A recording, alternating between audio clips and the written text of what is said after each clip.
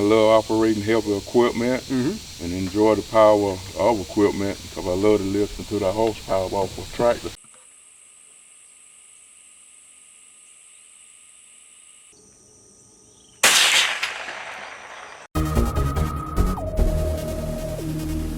I'm a born hunter and outdoorsman with a relentless passion for nature. I told myself that if I ever had an opportunity to have my own outdoor show, I would show the things and people that we don't traditionally see, and that I would be an example for other outdoorsmen to follow. There's a whole different world out there when it comes to the outdoors, a world we seldom see. Welcome to the other side.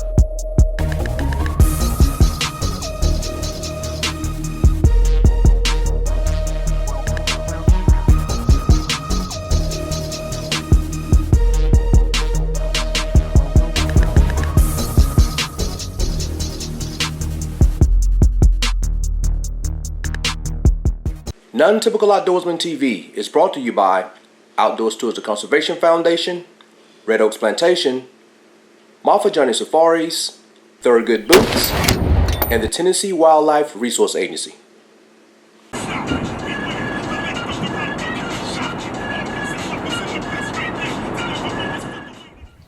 Hey everybody, welcome to this week's episode. On this week's show, I am down in Oakville, Georgia at Red Oak Plantation. And y'all, I'm here to tell you, this is a high-end, big buck, luxurious hunting facility. The bucks they have here, y'all, are not pen raised. They're not kept behind a high fence. They're not released right before you come out to hunt. They're not genetically enhanced, crisscrossed with this gene from Saskatchewan, this gene from wherever. These bucks here, y'all, are quality deer, raised, managed properly for the past 20 years. The Flint River literally is right out here behind the house that I'm staying in. So in this segment, I will be introducing you all to the staff here at Red Oak, introducing you to Jennifer, Rob, and others. And then we're gonna go out and we're gonna scout just to take a look at the property. This is 4,000 acres of prime South Georgia hunting. So let's go out and see what we can find. My name's Rob Rosar. I'm the wildlife manager here at Red Oaks Plantation. I got my bachelor's degree in wildlife management from ABAC, Abraham Baldwin Agricultural College, and I've been working here for going on 4 years. And we manage the land. It's 4,000 acres of prime whitetail deer hunting, and I can tell you we got some monsters out here that we grow, and that's our primary objective is to have a healthy deer herd and grow big bucks, nice big trophy whitetails for people to come enjoy and hunt. Yep, they got plenty of deer, nice ones too. And while they are not known as a hog hunting operation, they do have hogs on the property from time to time.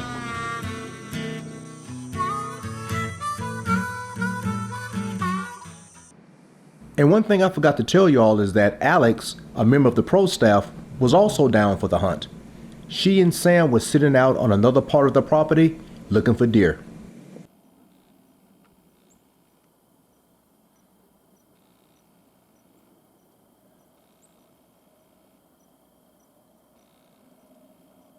And it didn't take long before they found what they were looking for.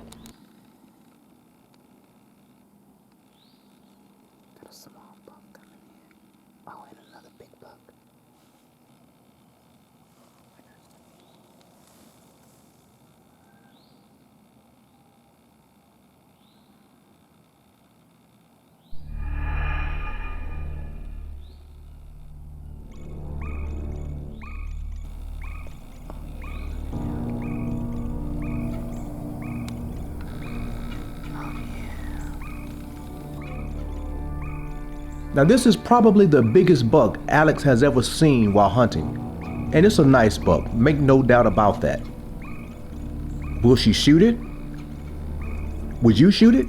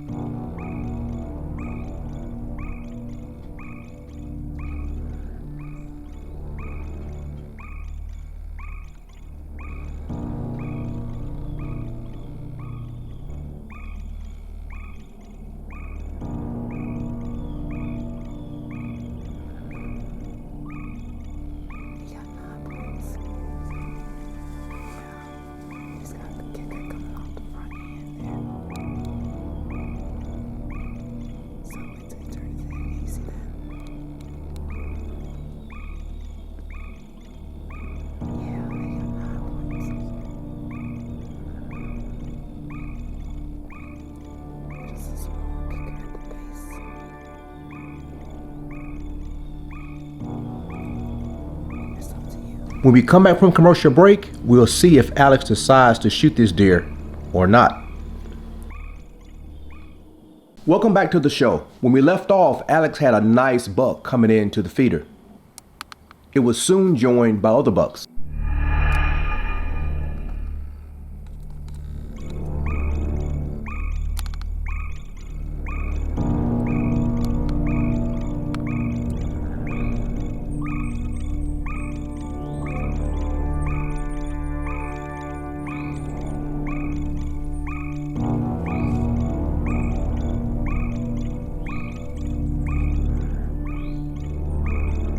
Now, I don't know what's going on right now because that big buck that she watched is walking off, leaving a smaller buck to be shot.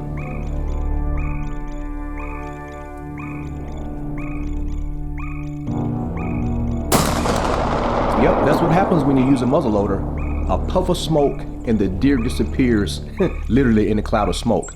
And although that deer was hit, it wasn't dead, as Sam, the guide, had this close call with this buck running right by her. Now, Alex was trying to film and shoot, but one of the other ranch hands came out to dispatch the deer. Shoot your dog, though.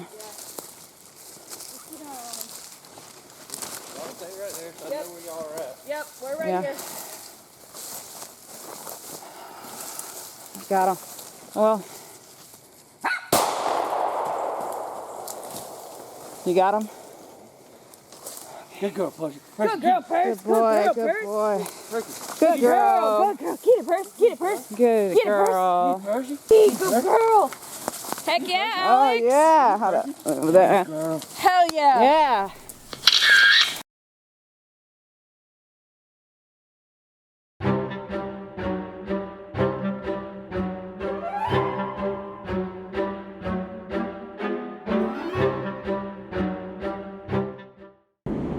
Well, y'all, it ain't looking good for the home team. I'm down here at Red Oaks. All these big deer, they loaded with those. All this hunting activity going on, and I've yet to step foot in the woods. Alex got a nice buck last night. In half a mile, turn left onto Georgia 91 that's South. The GPS. I am headed not hunting to the blind, but hunting for a outdoor store so I can get my scope mount replaced on the muzzleloader. I have two muzzleloaders. The one that I typically use, I let Alex use that one. Left onto Georgia 91 okay, South. we're going left. The one that I typically use, I let Alex use that one because I don't want to hold her up because I don't have the gun sighted in. And that's basically the issue. I came down here for the hunt. It's a big hunt. Been looking forward to it for the last I've been looking forward to for the last, I don't know, 2 months, 3 months. And been ripping and running all over the place. South Carolina for a women's hunt, Ohio to film an episode with Ohio DNR, and kept saying I'm gonna sight the gun in, and I didn't sight it in. And when I tell y'all it's way off, my scope mount, I took one scope off of one gun, it's just a mess. So I'm headed over to find this store called Shivers Outdoor Store. Well, I think Showers Outdoor Academy. And so I'm going to go over there and see if these guys and girls can get me hooked up so I can get back to the hunt. Because once I get that muzzleloader dialed in, get that scope dialed in, I'm going to be dropping deer like it's a bad habit. Believe that. Okay, y'all, so here I am. I finally made it to Shivers. Nice place, nice facility down here in Leesburg, Georgia. Leesburg? Yes, sir. And right now, the guys are going to get me squared away because I have, what's your name, sir? Robbie. I have Robbie and I got Chris behind the counter. So Chris is going to try to get me squared away with that scope rail because, I mean, I was trying to rig it up and MacGyver it up. So they're going to take care of me. Since y'all have this impromptu opportunity to be on national television, tell everybody about Showers, your business. Just tell everybody about what they can expect when they come and see your business here. A place where customer service is priority number one. Located here in Leesburg, 1461 US 19 South here in Leesburg. We're a full range outdoor store. We've got everything from bows, arrows, guns, scopes, binoculars, feeders, shotgun shells, ground blinds, Millennium ladder stands and lock-ons. You got everything. Banks, blinds. We got camo, we got fishing. We got pretty much everything. If you need it for some sort of hunting, If we don't have it in stock, we can get it. All right, well that's good. Well, I'm gonna make sure that everybody, you know, put the word out. Y'all who watching this, come on down and check these guys out. And I'm sure they're gonna get me squared away because those deer, a deer out there at Red Oaks is begging to be shot tonight. I can't shoot it if I ain't got my gun right. And they got a lot of them at Red Oaks. They got a lot of them over there. They do, yes, they sir. do. Right there near the river. I mean, that's a beautiful place. Right. Well, hey, it's nice talking to you. We're gonna try to see if Chris can get me hooked up. He will. Good luck to you, boy. I can't wait to see some pictures. Oh yeah. We'll keep you posted, let you know when it airs on TV. We'll do it. Thank you, man. Thank you. Yep. Well, Chris, hey man, I appreciate it. Like you got me good to go. Yes, sir. You should be good. All right. Hey, y'all check out Shavers if y'all ever in this neck of the wood in Leesville. Yes, sir. He's on camera this time, y'all. That's right. All right. See you. Appreciate it, man.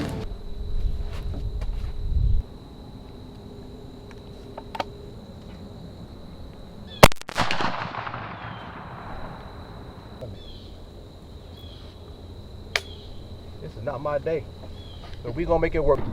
Y'all, you know what? Hey, Murphy is also on this hunt. You know, not looking good for the home team again. Yeah, I got duct tape. Yeah, I got a rifle. And I gotta duct tape this gun. What's happening is forearm's coming off. This screw, this whole mechanism is not working. I'm not gonna mention the name of the firearm. It's a good firearm, but that design for that little clip that holds the fore end to the barrel, it ain't working. It's hanging all off. But that's all right. I'm gonna do what my grandparents would have done.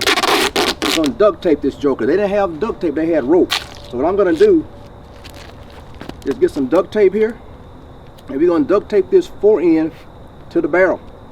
Make sure it don't come loose. Pull it nice and tight. Run this duct tape around here. I know some of y'all laugh and say, oh man, he duct taping a gun. Guess what? I bet you I killed something with it. I bet you I will. I've spent enough time, or wasted enough time today, trying to get this gun sighted in, trying to get the right mounts. So yep, a little bit of duct tape would do you. We're gonna duct tape this bad boy. Now we good to go. When we come back from break, I will be trying to lay the smack down on a deer. I got into the stand and I saw several deer. I could shoot does or bucks. And I saw a nice buck that I could shoot, but I wanted to wait for something big.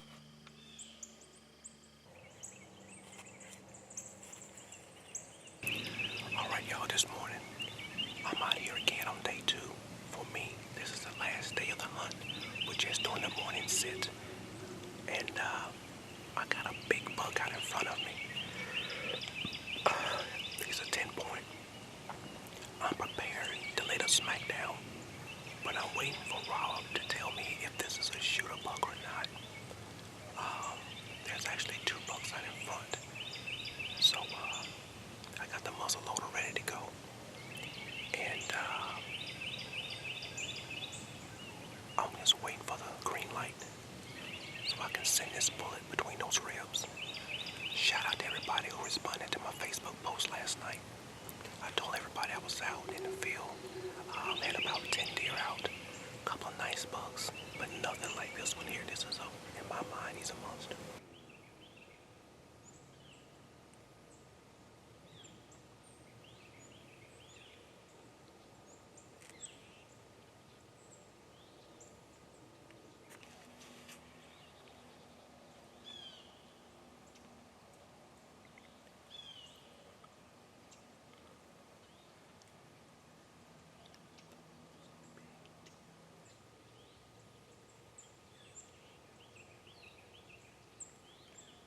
And as I looked around, at the edge of the field, I saw a true monster.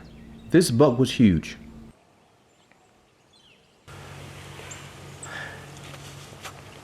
All right, y'all, right now, I know some of y'all at home hate that I'm whispering. I've heard your concerns, complaints about the hunting show host that whispers. But right now, y'all, I got 4 big bucks in front of me, so I'm gonna whisper. The deer here that just stepped into the edge of the field.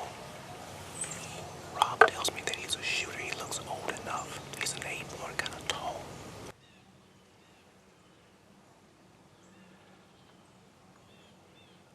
Now I know a lot of y'all are like, man, why don't you shoot? You ought to shoot it. The buck was standing what looked like, from my perspective in the blind, the buck was standing somewhat on like a decline. So I wasn't quite comfortable with the shot. And that big 10 point I wanted to shoot, I never got the green light to shoot that one, so it lived to see another day. Hey y'all, I know a lot of y'all are probably wondering why we didn't shoot any of those bucks. The reason is, yeah, they have nice racks, but they're ones that we have confirmed that they could use another year or two. One was for sure 4.5 years old, and one was about 5.5. But he's one that we'd like to see go another year and try to get bigger and maybe be a 160 or 170 inch deer next year. So that's the reasoning behind that. So. A week later, I was back down at Red Oaks again, determined to get a buck. Rob really wanted to put me on one of those big trophy bucks that Red Oaks is known for.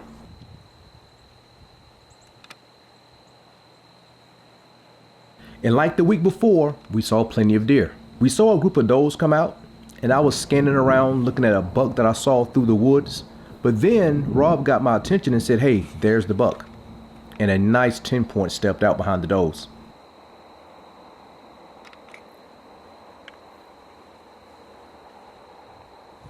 Rob immediately hopped on his phone and started checking trail cam photos. After all, he knows every buck on the whole 4,000 acre plantation.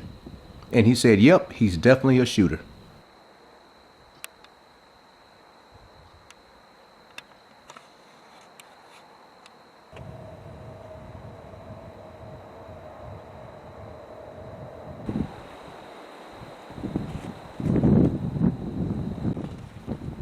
But as time went on, the buck decided to walk away from my direction.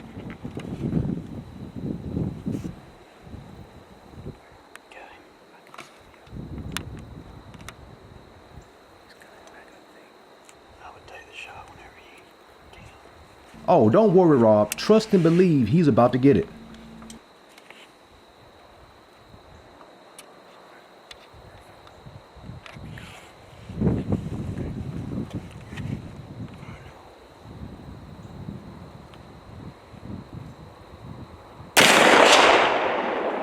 When we come back from break, we'll see if we can't recover this deer. Welcome back. When we left off, I had just made a good shot on a nice 10 point buck, and it ran into the woods. All right, y'all, I'm pretty sure I hit him, because when I shot, I saw him kind of hunch up, and he ran with his head kind of down. So we're going to give him a few minutes, sit here and let him, give him about maybe 15 minutes or so, 20 minutes, and then see if we can go find him. He was out there licking on a branch. We saw another buck out here across the field in the woods doing the same thing. So this buck fed. I thought he was going back into the woods, but yeah, that was pretty sure it was a good shot on that in the vitals. So I'm gonna go ahead and reload this old smoke pole. Yes, it's still the same one with the duct tape around the 4-inch barrel, and we're gonna give that deer time to lay down and die, and I'm gonna try to go find him. So we got blood right down here. We got blood here. We got blood over here. On this side over here also. So this tells me as a hunter that this is a through and through shot. The color of the blood also, if we look back on this side over here, this is a light color blood, more likely probably been lung, possibly. So that definitely was a through and through. So we're gonna follow this deer and see if we can find out where he is. Okay, y'all, so we found the deer. We brought out this little Jack Russell Terrier. Gary, one of the guys that work here, brought out the Jack Russell Terrier named Cricket. And this nice 10 point buck is laying right here. So let's walk in here and see, take a closer look at him.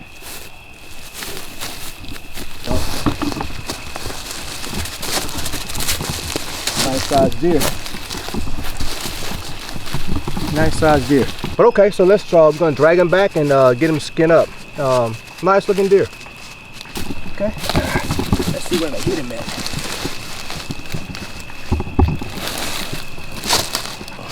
He was facing this way. Put it right there on the money. I put it right there on the money. And he ran that far. Told y'all I'm blaming the bullet. So ladies and gentlemen, this here is the exit hole. I was kind of wondering why that deer was running, why we didn't see much blood. We flipped it over, and this here is the exit hole. The exit hole is the same size as the entrance hole. That's not necessarily a good thing. This bullet clearly penetrated through this big body deer here. But I like to see an exit hole kind of like this, or a lot bigger. If you didn't know any better, you would think that this here was the entrance, but it is indeed the exit. So again, don't know if I'm going to use that bullet again. There's an all copper bullet.